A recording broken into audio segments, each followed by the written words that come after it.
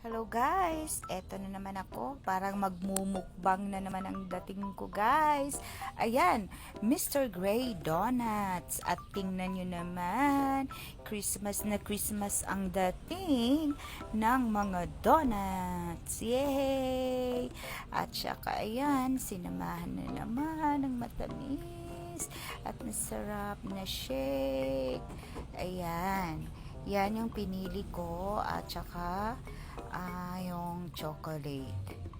Ayan. So, ayan na naman. Mapapakain na naman ang lola nyo. At, ayan. 2 donuts.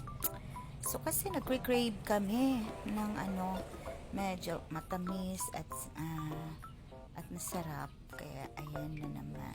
Actually, yung donut na yan, yung Mr. Grey Donut, ay hindi siya masyadong matamis. Opo, hindi siya katulad ng ibang donuts na kilalang kilala na matatamis. Siya ay katamtaman lang. Hindi ka mauumay sa tamis niya at yummy talaga, guys. O, ayan. Start na naman akong kumain. 2 donuts pero hindi ko yan nauubos. Opo.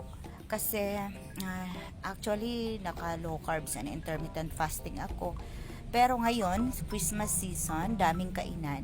So, yung low carbs, tinanggal ko lang muna. Pero yung intermittent fasting, continue pa din ako. Kaya, maintain ko lang naman yung weight ko. Kahit napapakain ako sa mga high carbs. Katulad ng donut, diba? So, next year, balik alindog program tayo. So, low carbs and intermittent fasting. So, ngayon, enjoy lang muna sa mga pagkain. Okay.